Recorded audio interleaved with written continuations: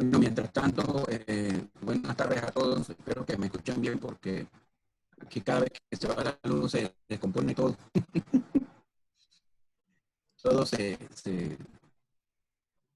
todavía, ahí está.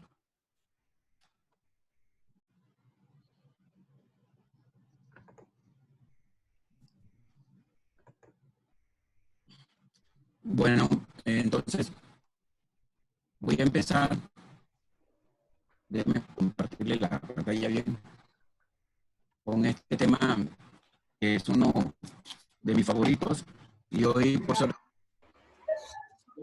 tengo la ayuda de Gloria Bejarano, que después que yo termine, ella tiene una intervención de 10 minutos, si se logra conectar, y cualquier cosa, la maestra Gloria, yo le digo maestra porque ella es en realidad una maestra para mí. He aprendido mucho en las veces que me ha tocado trabajar con ella. Y el tema de la primera infancia para ella es muy importante. Bien, entonces voy a empezar recordando que hoy es el Día Mundial de la Diversidad Cultural. Por lo tanto, hoy hubo varias intervenciones, varios paneles.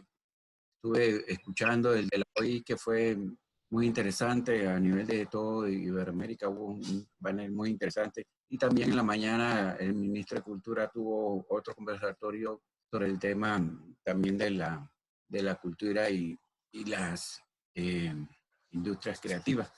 En fin, es muy importante que en el Día Mundial de la Diversidad Cultural tengamos algo en cuenta, y es que la cultura como un derecho es vital entenderla ahora en todas sus ramificaciones, y una de esas es la primera infancia. Por lo tanto, el mensaje que quiero dejar en la mesa es que los derechos culturales deben de partir por el derecho a la lectura desde la primera infancia, y por eso se necesitan políticas de cultura más coherentes, más efectivas para que la primera infancia sea mejor atendida con el tema de la lectura. Entonces, por allí quería dejar esto porque es muy importante tenerlo como base, como soporte filosófico o pedagógico en este tema que voy a tratar. Yo voy a hablarles de algunas nociones muy básicas, pero antes que nada quiero que vean este video que les voy a poner acá.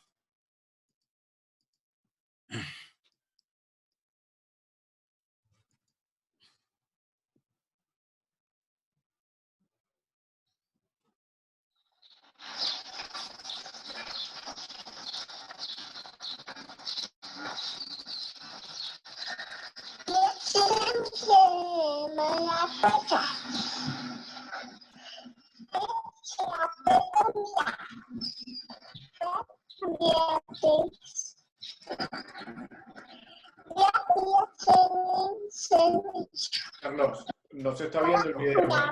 Sí. Carlos, no se está viendo el video. O sea, la pantalla no terminaste de compartirla. Nunca terminé de ver tu pantalla compartida, ¿no? Solamente te estaba viendo a ti. ¿No te escuché qué cosa? Que no compartiste tu pantalla, que no hemos estado viendo tu pantalla compartida. He estado viendo a ti solamente. Si, bueno, por eso soy guapo. Déjame ver. Estás guapo, sí, ¿verdad? Bigotote.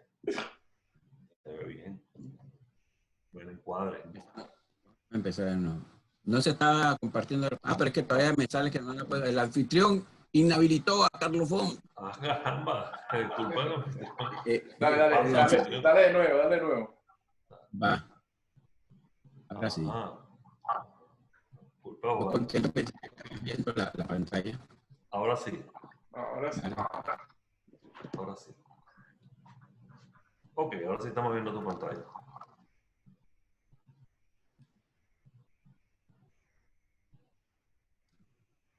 Cuando en modo presentación. Bien, ahí está. Bueno, ya les dije lo que les quería decir al comienzo de los derechos culturales. Y voy a empezar la charla con este videito que está aquí de esta niña. Es muy clásico, es muy tiene rato, ya esa niña creo que tiene como 18 años. Está por ahí.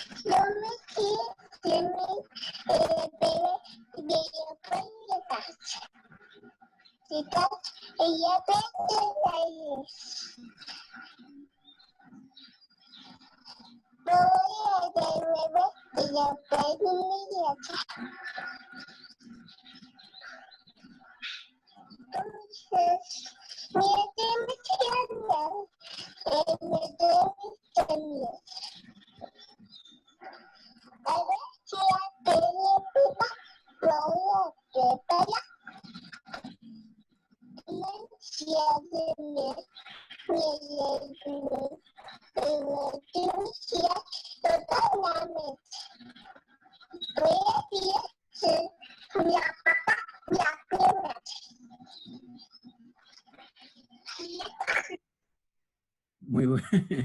Bueno, yo le pongo este video en algunos momentos, siempre en los talleres que hago con docentes, y le hago siempre la misma pregunta. Cuando hago la pregunta de si la niña estaba leyendo, sí o no, siempre hay una pequeña discusión, pero en realidad no estaba decodificando como pues, un niño ya que sabe el alfabeto, pero sí estaba leyendo en su universo, leyendo en su imaginario infantil.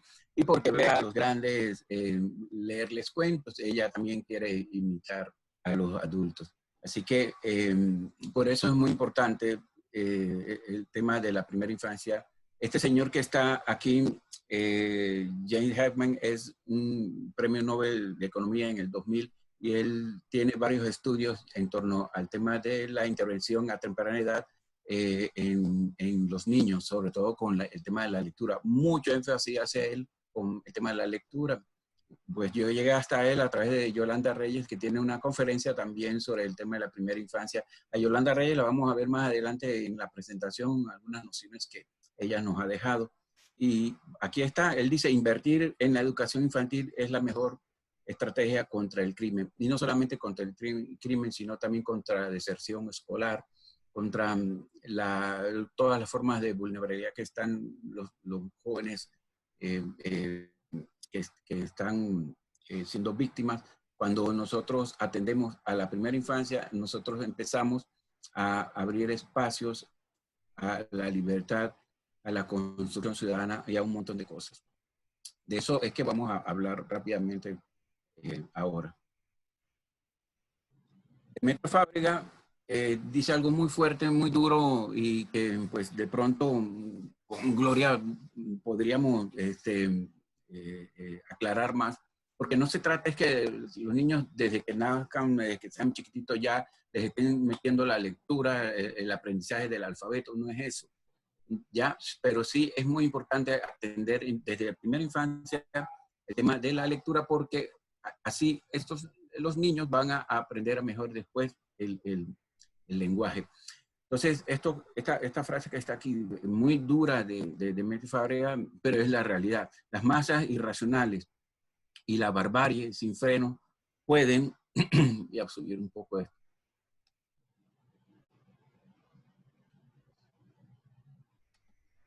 Segundo. Pues las masas irracionales y las barbaries sin freno pueden ser el futuro que espera nuestro país, solo porque en los 3 primeros años de la escuela primaria a los niños no se les enseña a leer y a escribir y salen de la escuela sin comprender lo que leen y lo que dicen. Y entonces, pues, lo más seguro es que terminen siendo un diputado o algo así terrible, ¿no? Mentira, es un chiste. Quiero...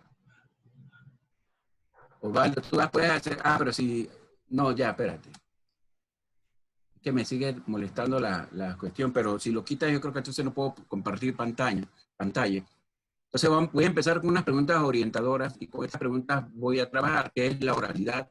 Porque recuerden que la clínica habla sobre la importancia de leer y contar cuentos. Son dos cosas distintas, pero que están en el mismo, pues, en el mismo universo. Entonces, ¿qué es la oralidad? ¿Para qué escuchar cuentos? ¿Por qué necesitamos escuchar cuentos?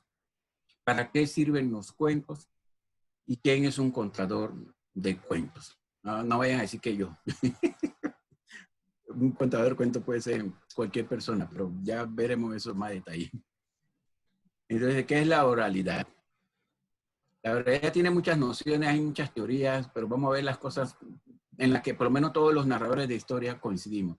Es un acto de conversación, porque cada vez que contamos un cuento al otro, en ese margen de silencio, esa franja de silencio que hay entre el que está contando y el que está escuchando, allí hay un acto de conversación. Es un acto de comunión. Es un acto de ternura. Y esta noción la trabaja bastante mejor Bonifacio Fogo en un trabajo que él hizo sobre la narración oral y nos habla mucho de por qué es un acto de ternura y allí pues, se trabajan montones de cosas, pero veámoslo de una manera global como un acto de ternura, como lo que es. Es un acto poético. En este sentido, también Yolanda Reyes hace mucho énfasis en su obra literaria, en sus trabajos de investigación sobre por qué leer es un acto poético. De pronto más adelante vamos a ir armando todo esto que tenga más sentido para todos. Es un acto de sabiduría, es un acto de estimulación, es un acto de resignificación, es un encuentro con la otredad. Pero es algo que va más allá de un acto artístico, de entretenimiento, es una comprensión dimensionada con el otro, que nos ayuda a entendernos a nosotros mismos y a la humanidad. Entonces, cada vez que yo cuento un cuento, no solamente ese hecho tiene todas estas dimensiones que acabamos de ver, también comenzamos a tejer y a construir puentes con la otredad. Pero ¿para qué escuchar historias? Y esto es muy importante que lo tengamos claro, sobre todo un docente, los que contamos cuentos, porque siempre vendrá uno por ahí, un trolo, como digo yo, a decirnos que para qué leer poesía o para qué eso de contar cuentos, que si hay otra forma mejor de perder el tiempo. Entonces, pues estas son las respuestas, más o menos, porque pueden haber muchas más. Este señor que está acá, Karl Popper, dijo algo muy importante que me parece tenerlo en cuenta. Lo más característico del lenguaje humano es la posibilidad de contar historias. Y eso es desde pues, que el ser humano empezó a usar el lenguaje. Y esas posibilidades son muchas, muchas son las posibilidades. Vamos a ver algunas. Pues una puede ser para evitar carencias y silencios, porque cada vez que escuchamos una historia, cada vez que nos leen un cuento o cada vez que leemos nosotros un cuento, empezamos a habitar silencios y a llenar esas carencias. Todo lo que a ustedes se les pueda ocurrir de manera emocional comienza a trabajar en este proceso mágico que da la lectura. Para asombrarnos y extrañarnos. Y ese sentimiento de asombro y extrañamiento es muy importante tenerlo clarito. Es muy importante que nosotros sobre todo, ya ven ahora pues en estos tiempos de pandemia como todo el mundo se empieza a estresar, todo el mundo empieza a sentir ansiedad, porque claro, comenzamos a extrañar a nuestros amigos, a nuestras playas, a nuestros ríos, incluso a nuestro trabajo. Todo el mundo comienza a extrañar las cosas, pero va mucho más allá que eso. Ese sentimiento de extrañez nos ayuda a valorar las cosas. Por eso Walt Whitman, pienso yo, decía, tumbo en la hierba, me tumbo para admirar un tallo de hierba. Claro, un tallo de hierba es una cosa insignificante, pero solamente el poeta puede entender a qué se refiere cuando él escribe que para admirar un tallo de hierba. Y es admirar las cosas cotidianas, admirar las cosas que nos van de pronto, la vida, las prisas y la vida rápida nos va haciendo cada vez más insensibles, y esto es importante tenerlo en cuenta, que la lectura nos sirve para esto. Para hacer conexiones cívicas y éticas. Aquí pues está todo el tema de la moral, no tanto la moral, sino las cosas que tienen que ver con valores, ética. Yo puedo trabajar cualquier problema que tenga que ver con ciudadanía a través de los cuentos. De hecho, eso es lo que nosotros hacemos en nuestros talleres. Y todo el tema de la identidad, de la pertenencia, la cooperación, la solidaridad, las cosas que se están viendo ahora como una gran necesidad, nosotros las podemos trabajar a través de los cuentos. Para dar el sentido a los valores humanos, todo este rollo de los valores adquiere un nuevo sentido y una revalorización, por decirlo así, cuando lo trabajamos a través también de la lectura. Ahora, todo esto va a suceder como un proceso silencioso, un proceso, yo siempre digo, mágico, con los niños. Uno, cuando está trabajando con un bebé, uno le dice, ven que te voy a enseñar un cuento, que te va a enseñar a contar, o que te va a enseñar a ser buena persona. Uno le dice eso a un niño. Uno simplemente le cuenta la historia y los hechos se dan implícitamente allí. Para despertar capacidades de autorrealizarse, esto pues ya es bien sabido por muchos de ustedes. Cuando nosotros leemos, despertamos muchas capacidades creativas. De pronto, ¿se está escuchando? Sí, sí, se está escuchando bien. Vale. Y autorrealizarse. A mí me tocó hace mucho tiempo, una anécdota que me gusta contar, con un tallercito que teníamos y había que hacer un cartel, como un afiche con el cuento que se leía, y había una niña que nadie quería en el grupo. Se estaba trabajando con grupo y nadie la quería. Cuando se metía, todo el mundo la alargaba. Era una niña como problemática. De pronto, pues yo dije, no, en este grupo va porque va, y la metí a tomar en un grupo. Y al final, pues el mejor trabajo salió de ese grupo porque la niña que nadie quería era una excelente dibujante y hizo un afiche muy bonito y fue uno de los mejores trabajos. Entonces, cuando todo eso se puso cuando se puso a discusión, cuando lo sometimos a reflexión, pues entendimos muchas cosas, y ya pues quizás por lo menos en ese momento, la niña no era tan malvita. Entonces todas estas cosas uno las descubre a través de la lectura, de los cuentos, de los libros, para recuperar el hábito de la conversación. Cada vez que contamos cuentos, estamos conversando, no solamente con ese otro que está silenciosamente en los libros, con el autor, también conversamos con los demás, porque compartimos nuestros problemas, o algo que a un personaje le sucede que se parece mucho a la realidad, a nuestra realidad. Para vivir intensamente y enfrentar la complejidad del mundo, sobre todo hoy día que cada vez el mundo es cada vez más complejo.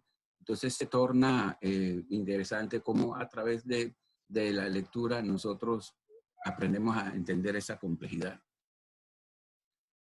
Para valorar la memoria colectiva y sus atributos, todo este tema de la cultura de la memoria, de lo importante que es el pasado, de conocer las vidas anteriores que hay a través de los personajes en las historias, en fin, todo lo que nos une a través de una historia también se puede reconocer a través de un buen cuento que toque el tema de algún momento, en algún momento. No necesariamente tienen que ser cuentos que toquen, por ejemplo, estamos hablando de niños pequeños, no necesitas tener un cuento que apele a la historia. Eso no es lo que queremos decir.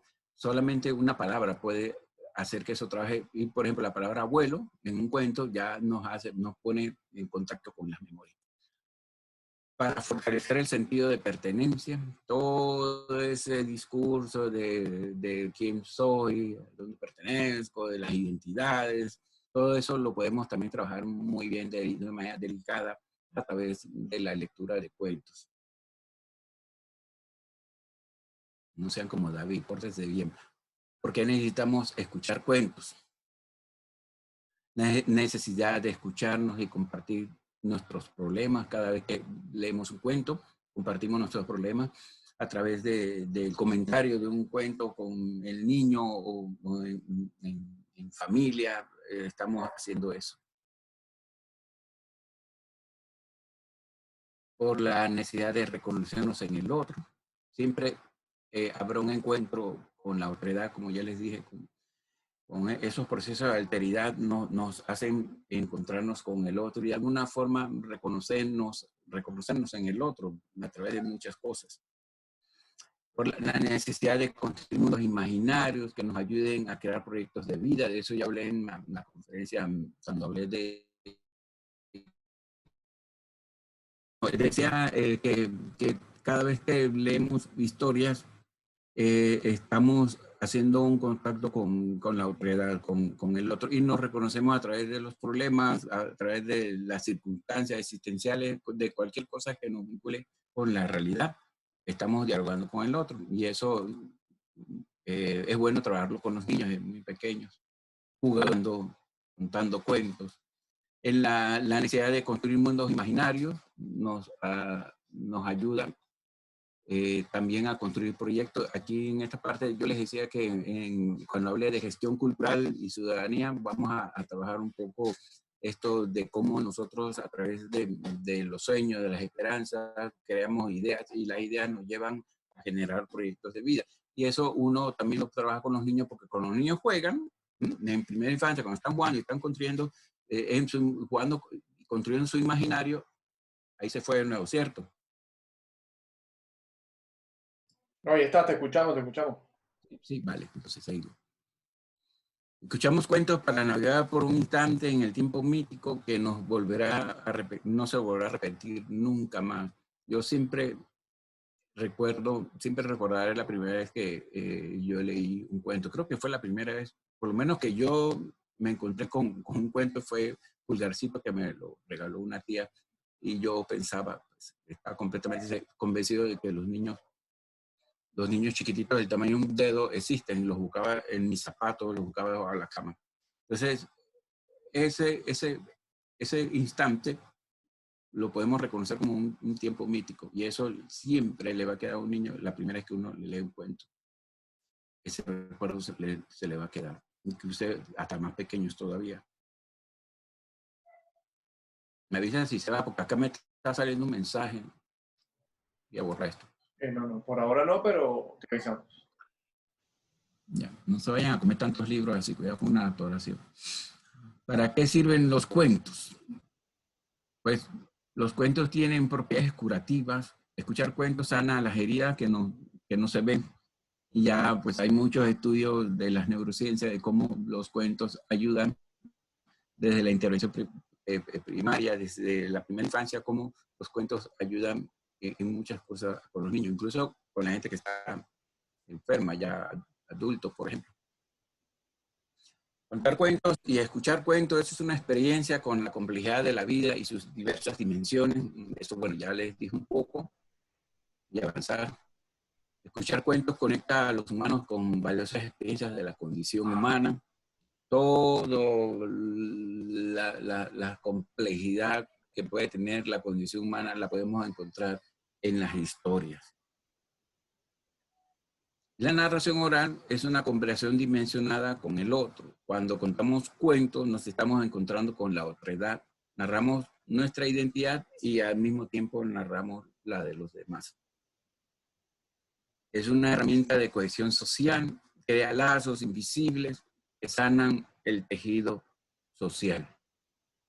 Pues estas nociones solamente, no me estoy deteniendo a explicárselas porque creo que las traté de resumir lo más que pueda para que se expliquen ellas mismas, ¿no? La presentación no se demore tanto como se demora cuando estoy en vivo y en directo con la gente. El que cuenta cuentos hace de la palabra un acto de conversación. Eso también más o menos se los dije ya. Cada vez que contamos cuentos generamos un acto de conversación. Y el que cuenta cuentos abre un camino seguro a la lectura desde el del imaginario de las historias. Leer y contar cuentos construye realidades posibles desde la diversidad de la cultura. Vuelvo con el tema pues, de las identidades, de la pertenencia. Ya cada vez que estamos contando cuentos, estamos trabajando todas estas posibilidades. Escuchar cuentos nos ayuda a poner en perspectiva nuestros pensamientos y organizar desde el interior nuestros saberes.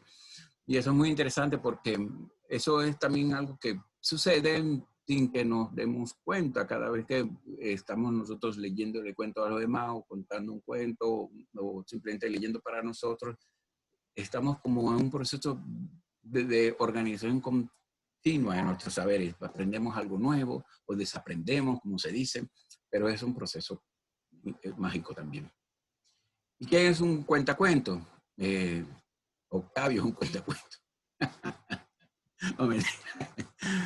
Alguien que cree en la palabra, ¿ya? Ahorita voy a explicar un poquito esto del rollo que en un cuentacuento. Alguien que cree que la palabra puede mejorar la calidad de vida de las personas. Alguien que hace de cada instante una historia. Alguien que valida la palabra y no la piensa como algo ordinario. Y esto es muy importante porque a veces confundimos las cosas. Decimos, no, que no, cualquiera no es un cuentacuento. Yo lo digo, cualquiera no es un cuentacuento en el sentido de la narración oral escénica, pararse en un teatro y contar un cuento. Eso cualquiera no lo hace así, pero cualquiera puede contar un cuento, ¿ya? En el sentido de sentarse con un bebé, con sus niños chiquitos y leerles un cuento. Lo único que tiene que tener es esta especie de fe, ¿ya? Esta especie de religión, de creer en la palabra, de que lo que está haciendo puede ayudar a sus niños. También es muy importante de esto aquí, bueno, quité varias láminas porque iba a demorar demasiado, tener en cuenta el espacio poético donde el niño va a leer. Si no tienen donde, una esquinita, no tienen dónde poner las cosas, por lo menos ir arreglándole un espacio pequeñito al niño en la casa para que el niño pueda pues tener sus libritos, y también en la escuela, el rincón de lectura en la escuela, qué sé yo. Entonces esto lo voy a ver rapidito, no me voy a detener en cada tipo de cuento porque no vamos a terminar rápido. Entonces ya hay cuentos para jugar.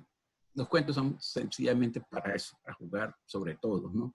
Cuentos tabú o los que le llamamos de tema escabroso, que tocan temas que nadie quiere tocar, por ejemplo, el divorcio, la muerte, el bullying, el maltrato, las enfermedades, las discapacidades, las adicciones, la obesidad, la guerra, incluso el sexo, ¿ya?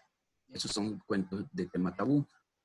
Cuentos de costumbres y tradiciones, lo hay mucho, con animales, las fábulas, ya ustedes saben todo eso. Cuentos de bichos y animales raros son mis favoritos. Cuentos para dramatizar, cuentos para expresarse, cuentos para pintar, cuentos para hacer música, cuentos para cantar, cuentos para construir, cuentos cooperativos, cuentos curiosos, cuentos corporales, donde se trabaja mucho con el cuerpo, sobre todo en la primera infancia, porque juntamos en estas estrategias. Cuentos asquerosos también son uno de mis favoritos. Cuentos de distensión, sobre todo, bueno, en estos tiempos se está hablando bastante entre los promotores de lectura de este tipo de cuentos, para aliviar las tensiones, toda la ansiedad. Cuentos para cantar, cuentos de nunca acabar, esos cuentos son muy lindos. Este señor que está aquí también es otro maestro para mí, en el sentido del tema de la narración oral, no solo como cuentacuentos, sino también como teórico de la narración oral. Y Nicolás Buenaventura Vidán tiene en uno de sus libros una frase muy bonita que me gusta mucho, que dice: el contar es otra forma de conocimiento que reúne, junta las partes rotas, vincula, establece asociaciones y construye puentes, teje vínculos. Entonces, por eso le estaba diciendo que leer y contar cuentos también es una forma de sanar el tejido de la sociedad, también nos ayuda a curar. En fin. Esta es Yolanda Reyes. Este fragmento es de su libro La poética de la infancia y es ¿cómo se llama? Un texto muy interesante y que con esto ya voy cerrando todas las ideas. Quizás cuando crecemos seguimos leyendo para revivir ese ritual, ese triángulo amoroso que cada noche unía 3 vértices: un niño, un libro y un adulto. En esa escena primigenia está la clave de los proyectos de lectura. De un lado están los libros, del otro los lectores. Y en la mitad, esas fisuras, los mediadores, pues nosotros. Eso es de Yolanda Hacho, Yolanda Hacho, iba a decir, la profesora Yolanda Hacho, me vino a la cabeza, de Yolanda Reyes de Colombia, y pues es la que guía el proyecto de Espantapájaros. Es un proyecto muy bonito y sobre todo tiene muy buenos estudios sobre el tema de la primera infancia. Te la recomiendo. Leer y contar historias desde la primera infancia fortalece la singularidad interior de los niños y construye la subjetividad, lo que garantiza mejores personas para la sociedad, ya que hemos nutrido su saber simbólico y el imaginario poético. Con esto me quiero despedir como siempre. Recuerden, todo lo que permite soñar nos permite pensar, y todo lo que nos permite imaginar nos permite construir. Acá están mis coordenadas, los que quieren escribirme por cualquier cosa, docentes, bueno, hace esta pandemia, cuando ya pase todo, podamos nuevamente ir a sus escuelas a trabajar, recuerden. Y bueno, le voy a dar el paso, no sé si se habrá conectado ya Gloria. Sí, está conectada Gloria. Bueno, entonces y tiene voy a dar la micrófono. Gloria Bejarano, como ya les dije, mi maestra, pero es una especialista pues, con el tema de primera infancia y ha trabajado mucho en estas clases de proyectos. La dejo con ustedes. Bienvenida, Gloria. Muchas gracias, Carlos. Gracias por esta invitación. A Octavio también, ustedes, y un saludo a toda esta familia de lectores. Es un gusto poder hablar de la primera infancia, tú sabes, ¿no? Gloria, te veo y comparto contigo la presentación que me mandaste. Tú me ayudas cuando yo te digo pasar, porque no quiero, quiero conversarlo mucho, ¿cierto? Okay. Pero sí quiero apoyarme en algunas imágenes, sobre todo porque he tomado algunas ideas de la charla de Carlos que quisiera como reafirmar, porque tenemos como muchos espacios en común, ¿no? Ok. Entonces vamos a poder hacer eso. Bueno, Carlos terminó con el tema de la poesía y yo comienzo con el tema de la poesía, ¿no? Los bebés nacen poetas. Esto lo dijo en 1926 García Lorca. Es decir, nosotros estamos absolutamente convencidos que ahora en el siglo XXI o por ahí por los años 70 empezamos a pensar en la primera infancia, pero no, ellos han estado presentes siempre. Tan solo que a veces el mundo adulto le pone un velo, ¿no? Pero si ustedes leen este texto de García Lorca, cuando él dice que son espectadores y creadores al mismo tiempo, ¿y qué creador maravilloso?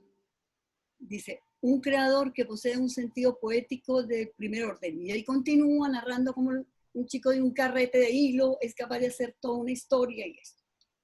Entonces, yo quiero que agarrar estos mis 10 minutos, no mi cuarto de hora, ¿no? Sino mis 10 minutos, y trabajar como en 3 aspectos, ¿no? Uno, un poco enfocar a los bebés, y en esto me sumo con Carlos. ¿Podemos pasar a Octavio? La siguiente. ¿Podemos pasar a la siguiente? Eso. Bien.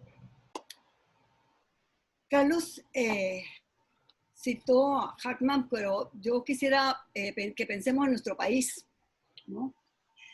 Las razones para priorizar la educación en la primera infancia. En el chat yo vi a alguien que decía, pero entonces tenemos que hacer más programas. Claro que sí.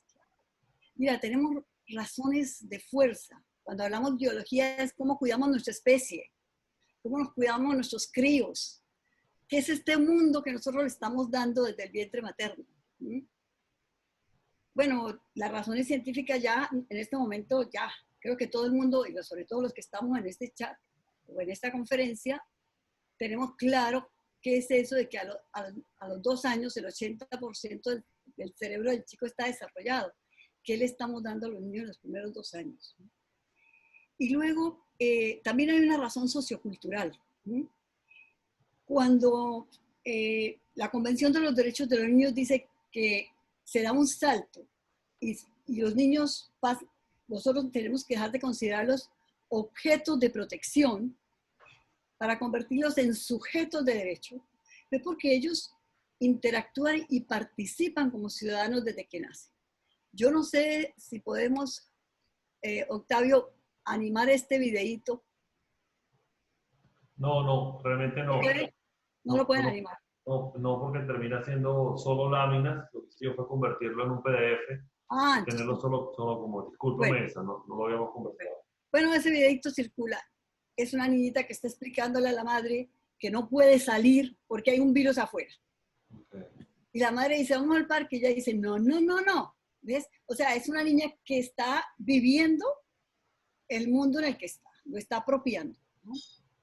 Y luego hay una cosa muy importante que Carlos también me habló, y es que, ¿qué hacemos con la pobreza lingüística y la falta de libros en nuestra infancia, ¿no? Y dice que realmente tiene un efecto demoledor. O sea, los niños que tienen un mundo muy rico pueden llegar a tener, no sé, 5 o 6 millones de palabras. Pero luego la pobreza de la palabra no nos permite. O sea, que entre más palabras tiene un niño, más se desarrolla su inteligencia, ¿no? Entonces, bueno, estas son como un marco general de por qué tenemos que trabajar con la primera infancia. Vamos a pasar al siguiente. ¿Al siguiente? Bueno.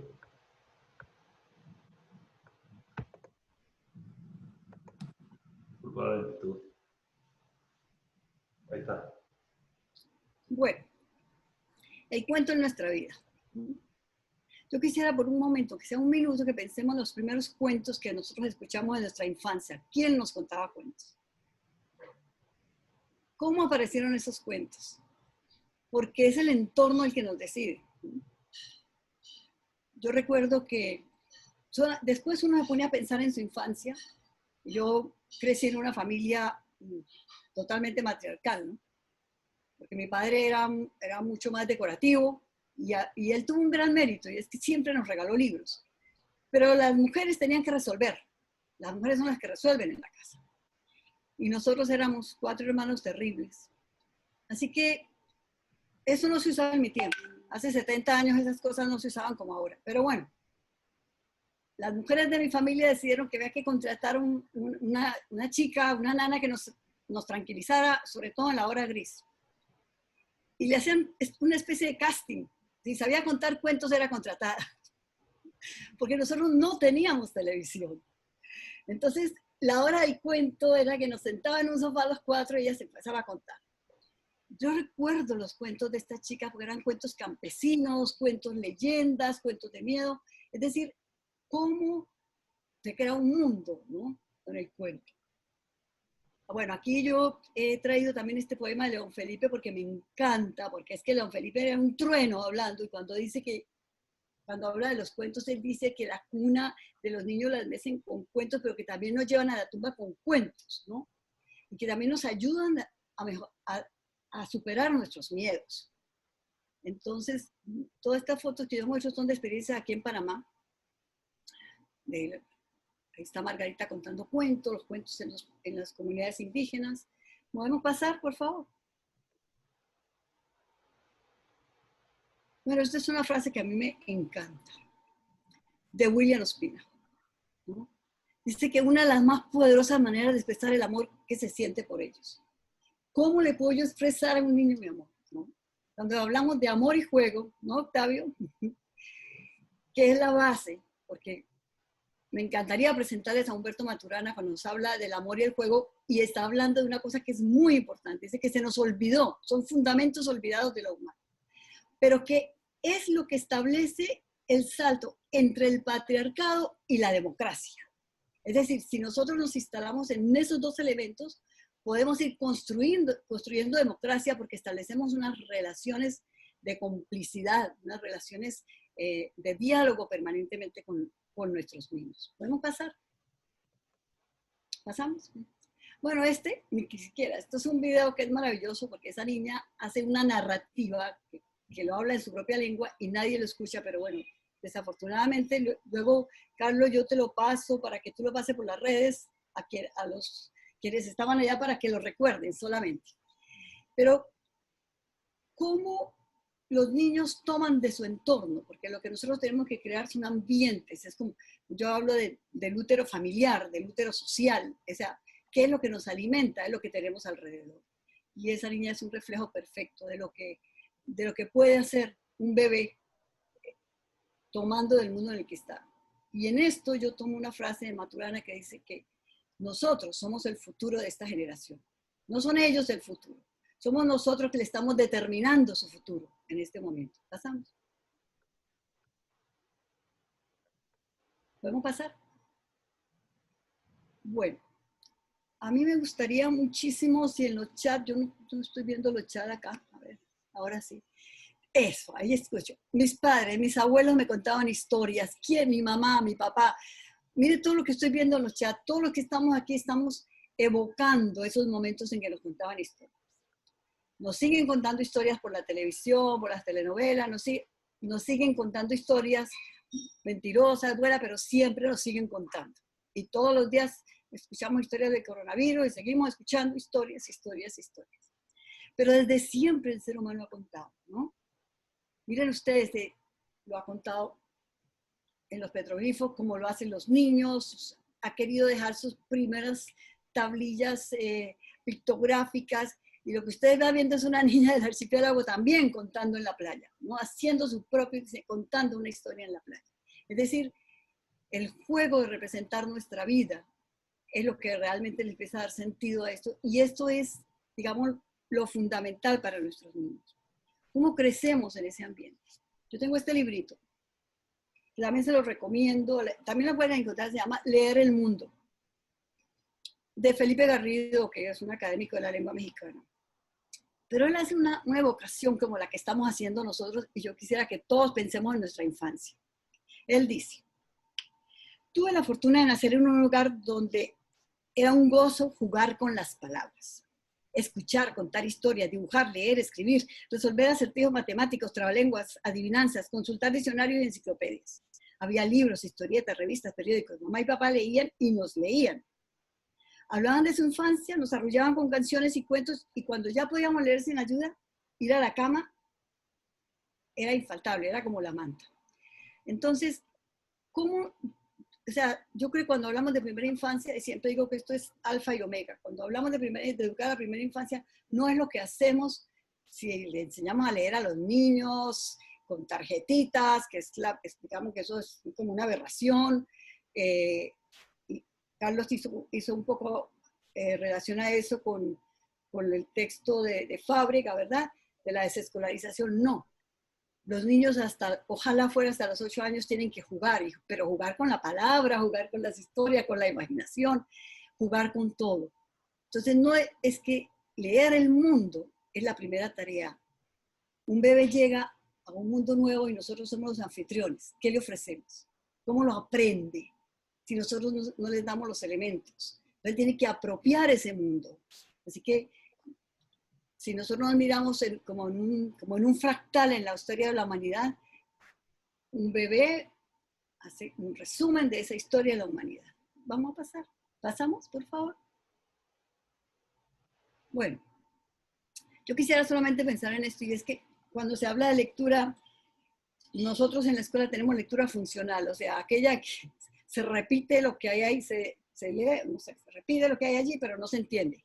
Eso es funcional. Es que, no, yo leo y no entiendo. Esa es, digamos, la mecánica. La lectura comprensiva, y a veces la lectura comprensiva se queda en aquello de que, ¿qué dijo ahí? ¿Quién era el protagonista? ¿Qué hizo? Y también en el examen, después de la lectura, que mata, es como, mata cualquier inspiración, ¿no? Como la moraleja, pues. Cuando hablamos de lectura creativa estamos hablando de aquella que nos permite entrar en negociaciones con el mundo. Cómo nosotros interrelacionamos, cómo nos entendemos parte de este mundo. Y cada vez que nosotros leemos y esa lectura nos permite asociar y construir y llevar y pensar en lo que nosotros estamos viviendo, esa es la lectura que nos está construyendo permanentemente. ¿Podemos pasar? Pasamos. Bueno, ya Carlos habló de la imaginación y lo habló en la conferencia pasada con la creatividad, pero yo creo que cuando nosotros hablamos de imaginación, de observar, indagar, concentrar y comunicar, estamos hablando de procesos de conocimiento. Y un cuento es un territorio de conocimiento. Así que hay como una, digamos, hay un tema para profundizar, porque es que los cuentos no son, sí, los cuentos son una maravilla que nos trasladan y que nos llevan a un mundo de lo real imaginario, nos ponen en una condición especial, pero también como consecuencia de todas estas narrativas, de estas historias, de vivir con la imaginación, nosotros nos damos cuenta que nuestro cerebro está trabajando todos aquellos elementos que nos permiten construir conocimiento, no aprender y repetir, sino construir un conocimiento, que eso es lo que conlleva también la investigación. No hay nada más rico que la literatura para entrar en esto, ¿no? Entrar un poco en la búsqueda del conocimiento. Bueno, vamos a pasar, que yo creo que ya estoy pasando con la última fase. Sí. Este texto de Graciela Montes, no sé si ustedes la conocen, pero se la recomiendo. ¿Sí? Ella tiene varios textos como El Corral de la Infancia, como La Frontera Indómita, que me encanta, y este texto es de allí, que dice que, bueno, tenemos la convicción de que no saldríamos de un desierto intelectual y de una sociedad desigual si nuestros niños no leían. Y todo lo estamos sintiendo aquí en Panamá, y realmente la lectura es mucho más compleja de lo que nosotros estamos pensando. No se trata de mi mamón ni nada de esas cosas. Alguna vez yo le preguntaba a los maestros qué leyeron, dónde aprendieron a leer. Y ustedes no se imaginan, esto era como 100 maestros allá en la Feria del Libro. La cantidad de maestros que yo me en el almanaque, y al principio yo no aterrizaba cuál almanaque, cuando me di cuenta que era en el querido almanaque Bristol, que llegaba a los campesinos.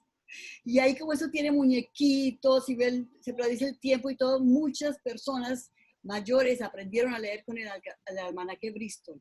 Es decir, que los caminos para aprender a leer también son múltiples, y que nosotros tenemos que apuntar a una sociedad lectora si queremos salir de la inequidad y de la desigualdad en la que vivimos.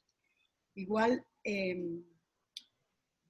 quería trabajar, ver un poquito y retomar aquello del triángulo de Yolanda Reyes, que hace como unos 35 años yo trabajé con ella en Colombia. Y es de la mamá, el bebé y el libro, ¿sí? Hay una palabra muy linda de la lengua inga que dice mamachi, o sea, la mamá y el bebé. ¿Sí? Y hoy, como es el Día de la Diversidad, yo quisiera también presentarles a ustedes esta historia. No sé si ustedes pueden verla. Esta es una madre, una escultura con todos sus hijos pegaditos. Vean ustedes, una madre africana. Porque a nosotros los cuentos de África, que nos llegaron de África, vienen de nuestro origen, ¿no? Y a veces nos olvidamos de esos orígenes que nosotros tenemos. Y estamos en este momento, son hermosísimas historias que nos están llegando de las distintas culturas. Carlos en eso hace un trabajo muy lindo, porque dice, este es un cuento hindú, este es un cuento de no sé dónde, este es un cuento... Es decir, cómo somos planetarios en esto de la lectura también. ¿Podemos pasar? Yo creo que ya cerramos ahí. Sí. Y bueno, Carlos, sí, vamos a reclamar el derecho. El derecho a la vida, el derecho a la cultura, el derecho al juego, a las actividades recreativas, el derecho a la vida cultural y a las artes. Es decir, si nosotros ofrecemos a nuestros niños este tema de la lectura y además de la mejor literatura que le podamos ofrecer, entonces sí podemos decir que estamos aportando, haciendo que esos derechos sean vigentes. porque es que los derechos no son para enunciarlos, sino para hacerlos realidad. Hay una frase muy linda que alguna vez nos dijeron en un encuentro intergeneracional que tuvimos, decían, los derechos no se solicitan ni se discuten, los derechos se ejercen, pero ¿cómo lo ejercen nuestros niños? ¿No? Y tal vez las narrativas, dicen, bueno, pero los niños no tienen libros. Yo quisiera pensar en los niños que están en lugares de difícil acceso, de hogares donde no hay libros, no hay. Pero ¿qué tal un buen cuento? ¿Cómo narrarles de su infancia? ¿Cómo era nuestra infancia, los niños? ¿Qué tal que las primeras narrativas son las canciones de cuna? Cuando yo le digo a un niño, duérmete mi niño, ¿qué tengo que hacer? Ya le estoy contando mi historia. Tengo que lavar los pañales y hacer las arepas y esperar a tu taita y hacerte comer. Es decir, ya estoy dando las primeras narrativas a los niños en una canción de cuna. Entonces, bueno, yo creo que nosotros lo hacemos. Sería muy interesante que lo pudiéramos ver como los hechos de la vida que están cultivando esa riqueza de narrativa que pueda tener una sociedad. Bueno, creo que con esto yo cierro, porque podría decir 1000 cosas de cada uno, pero creo que el tiempo me lo llevé todo el tiempo. Perdón que me lo llevé todo el tiempo. Para nada, Gloria, muchas gracias. Estuvo fantástica tu charla, muy complementaria, Carlos, gracias también. Estuvo increíble, muy hermosa, muy emotiva. No había forma de detenerte, Gloria. Estabas demasiado bella, demasiado significativo todo. Ay, no, pero yo te pedí que me parara, es que me da mucha vergüenza. No, pero aquí estamos en tiempo. Básicamente nosotros creamos esto con holgura. Son Okay. las 3:55 en este momento. Nuestro compromiso es llegar hasta las 4 de la tarde. O sea, no pasarnos a las 4 de la tarde y que la gente tenga eso, ¿no? Tenemos 5 minutos para conversar entre todos nosotros en el tema de los cuartos, que me parece muy importante, y básicamente crear ahí las dinámicas. Lo que va a suceder después es de nuevo un correo electrónico con todo el video completo que contiene esto y con un link para pedir feedback, para pedir retroalimentación, para que ustedes opinen cosas, para que digan que también quedó o no. Las buenas opiniones son buenas, las malas opiniones son mejores, porque nos enseñan para hacerlo mejor. Yo estoy emocionado, emocionadísimo, me encantó la charla de hoy, me pareció súper pertinente. Viajé muchísimo, mis hijos ya están grandes, yo tengo una de 28, una de 23 y uno de 20, o sea, pero leí con ellos una enorme cantidad de cuentos, millones de cuentos de pequeños, y mi madre me contó a mí millones de cuentos de niños, así que viajé con ambos en eso de la formación del amor a la lectura. La clave es esa que dijeron. Ambos lo dijeron, que es el amor y el juego. Y el hecho amoroso que se representa cuando el adulto que cuida, el papá, la mamá, le lee al chiquito y construye la costumbre de la lectura porque sabe que ese libro que tú pasaste a la niña haciendo la narración, Carlos, está ahí contando. O sea, yo no estoy... Perdón que me tome el privilegio de poder hablar, como se supone que no, pero estoy muy emocionado, me gustó mucho. Entonces le voy a pedir al máster, al maestro Osvaldo, que nos separen en grupos de 10, Vale, por favor, vamos enseguida.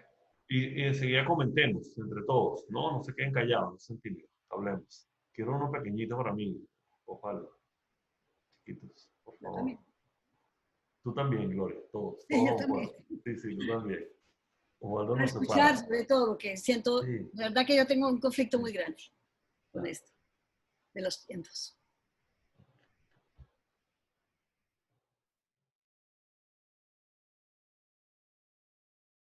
Encuentro con los libros son los cuentos. Los niños, la primera cosa que uno le transmite historias. Y ahí nace el amor por los libros. ¿No Sí, les la parece? narrativa. Sí. Sí, uno pasa de la oralidad a la escritura. Lo primero es lo que escuchas, las narrativas, tu imaginación, la palabra. Entre más les narras a los niños, más palabras adquieren ellos, y cuando hay muchas palabras, más fácil ser buen lector. Bueno, yo no sé qué decir. Cuéntame de tu infancia, de tus primeros, los cuentos que más te gustaban de niña.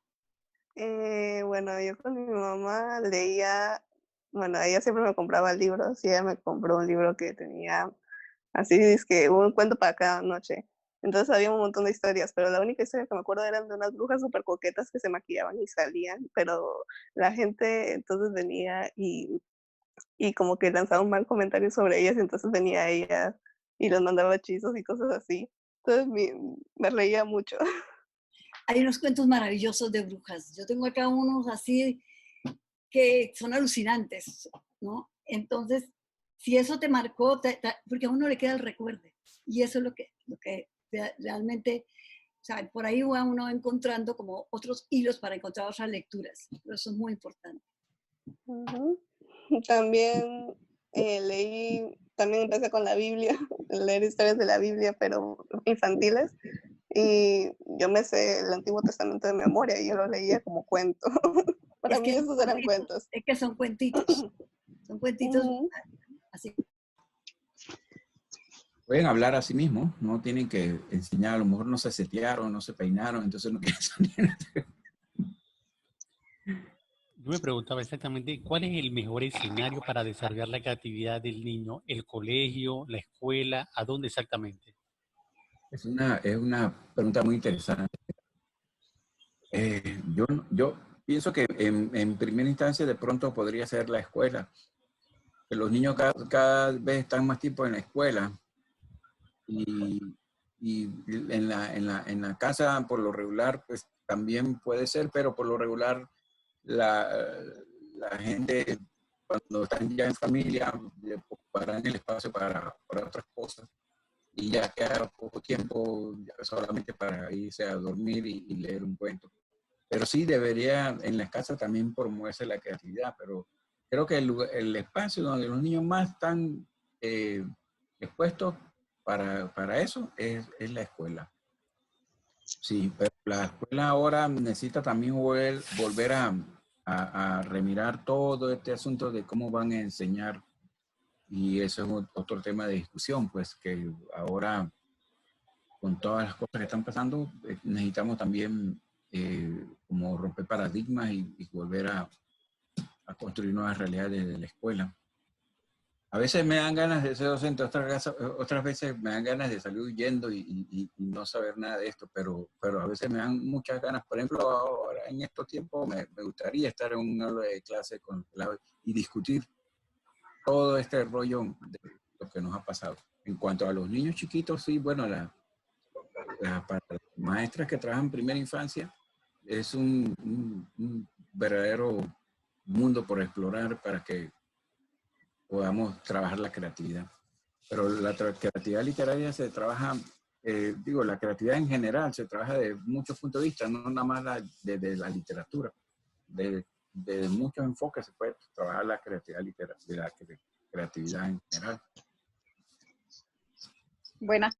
Empezó a leer eso, para él era una emoción grandísima. Luego, ya hoy, ya siendo pues universitario, él solito ha creado su propia biblioteca. Él pues le pedía a la mamá dinero cuando estaba en la secundaria de que él quería ir al Hombre de la Mancha, a estas librerías, a comprar libros, y yo me quedaba asombrada de ver cómo esa motivación desde el vientre para él fue bien interesante. Y entonces él ha seguido pues esa misma línea. Belleza, belleza. Hay algunos que lo tienen nato. Que hay algunos ambientes que crean el espacio para que uno se haga lector. En otros casos hay gente que nace nata. Mi hija lee muchísimo más que yo, muchísimo más que yo. Increíble la cantidad de lectura que tiene. Y por supuesto que tenía un ambiente propicio, porque su madre y yo lo consideramos muy importante. Pero ella sola, como comenta usted del suyo.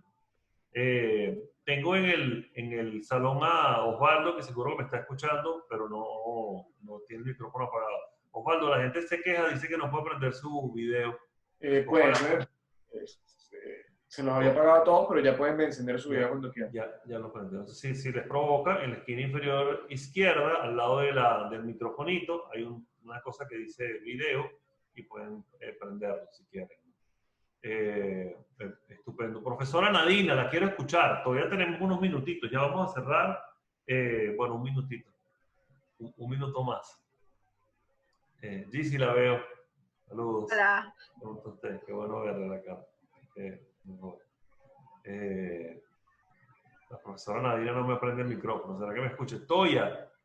Hola, ¿cómo están? ¿Me escuchan? Muy bien, muy bien. La veo muy hermosa ahí con Gracias. su traje, con su hermoso traje. Típico, el traje Sí, típico. sí, la pollera, bellísima.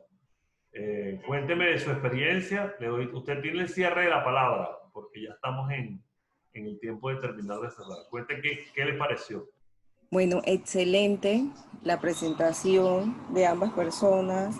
Es muy importante contarle cuentos tanto a los hijos, a los sobrinos, a los nietos. Es muy importante. Yo recuerdo que nosotros esperábamos todas las tardes a mi abuelo que llegara de la barbería, porque mi abuelo era barbero aquí en el área de Arraiján, y él llegaba todos los días con un cuento. Claro, todos los días llegaba con un cuento. Genial. Y es muy importante porque así uno le enseña a los niños a imaginar más allá. Claro. Y los enseña. Conecta una lectura. Juan, te vi un ratito, Juan. Prende tu micrófono y dime algo. Osvaldo nos dio 2 minutos más y ahorita cierra esto. Buenas, sí. Interesante todos los comentarios, y me gustó mucho la parte donde se hablaba que los cuentos tienen propiedad curativa. Sí.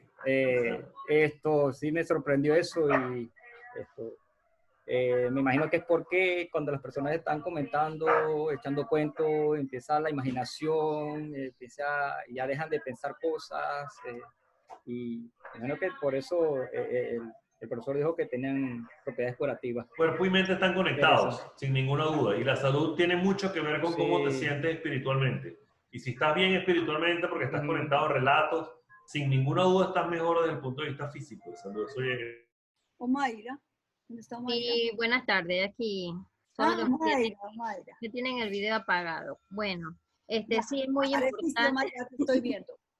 Sí, buenas tardes. Sí es muy importante en estas etapas iniciales incentivar a los niños a la lectura, ya que es algo que se está perdiendo, es la realidad. Se está perdiendo porque por costumbre ahorita mismo y en la actualidad preferimos darle un celular a un niño antes de dar esos primeros pasos a que el niño pues sienta ese amor. Eso hay que cultivarlo. Siento que hay que cultivarlo. Sí, ese es el comentario ahí. Yo quisiera cerrar con esto. Esta pandemia nos ha puesto en el mundo de la pantalla y mírenos acá, ¿no? Y con los chicos, ellos están con la pantalla al día. Sí. Muchas historias llegan por las pantallas, a nosotros llegan todos los días, buenas, malas, mentirosas, buenas. Lo que ahora vamos a tener hambre es de estar con la gente, de escuchar los cuentos de viva voz. Y eso será como un premio casi, un premio de que podamos estar frente a frente y no en una pantalla, ¿no? Entonces, nuestra realidad ha cambiado y esto verdaderamente no es a lo que estamos acostumbrados, pero nos está facilitando la comunicación y tenemos que pensar más bien que nuestros encuentros personales, las narrativas directas con nuestra voz, nuestras conversaciones con los chicos, va a ser como el equilibrio frente a este nuevo mundo digital al que nos enfrentamos, ¿no? Solamente quería como plantear eso. Es decir, ahora la narrativa es un tesoro. ¿Sí? Bueno, en realidad no ahora, sino siempre. Bueno, pero ahora es más evidente. Ahora sí, claro. Antes decimos, ay, antes no me he dado cuenta cuánto apreciaba esto y ahora aquí en la cuarentena sí. Bueno, ahora empezamos a apreciarlo. A valorarlo, claro que sí. Bueno, creo que...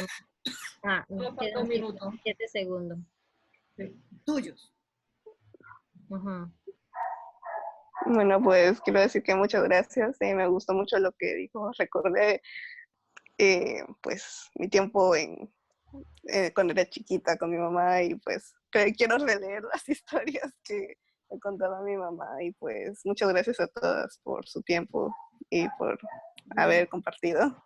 Un gusto. Gracias. Igual, gracias por la apertura. No me había puesto a pensar en leer la Biblia. Hasta luego. Un placer. Chao. Hasta luego. Gracias. Buenas tardes a todos.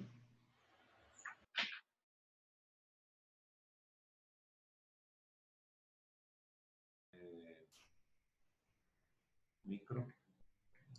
Te escuchamos, Octavio. Ajá, ¿me escuchas ahora? Sí. Perfecto. Carlos, Octavio y Muy bien. Gloria, ¿cómo te fue, Gloria? ¿Cómo te fue en las charlas en el cuarto chiquito, en el cuarto pequeño? Tuve un grupo de chicas súper, además que hicimos como un recordatorio de la infancia, pero también una reflexión de todo lo que ellos pueden hacer con la primera infancia. Muy valioso, pero muy valioso. Algunas ideas también que surgieron de allí, como por ejemplo de llevar pequeñas bibliotecas a las comunidades, que ofrecía Daira, y realmente es muy grato de poder hacer estos grupitos y conversar con ellos, ¿no? Hablamos también del tema de las pantallas, la digitalización, como que salieron otras cuerditas allí, ¿no? Para seguir tejiendo más adelante. Mira, es como una especie de escenario extraño en el cual uno tiene un conjunto de personas que normalmente no habla con ellas y tiene la oportunidad de hablar de un tema en específico. Así que esto es como si todos nos abduciera una gente de un extraterrestre y nos lleva a un cuarto extraño y pequeño en el cual podemos hablar con alguien que no hemos hablado nunca. Carlos dice que yo soy un cuentacuentos, ¿será? ¿Será que soy un cuentacuentos? Profesor Omaira, la estoy viendo. Profesor Omaira. Vas por mal camino, vas a ser cuentero. Ese defecto te lo tengo.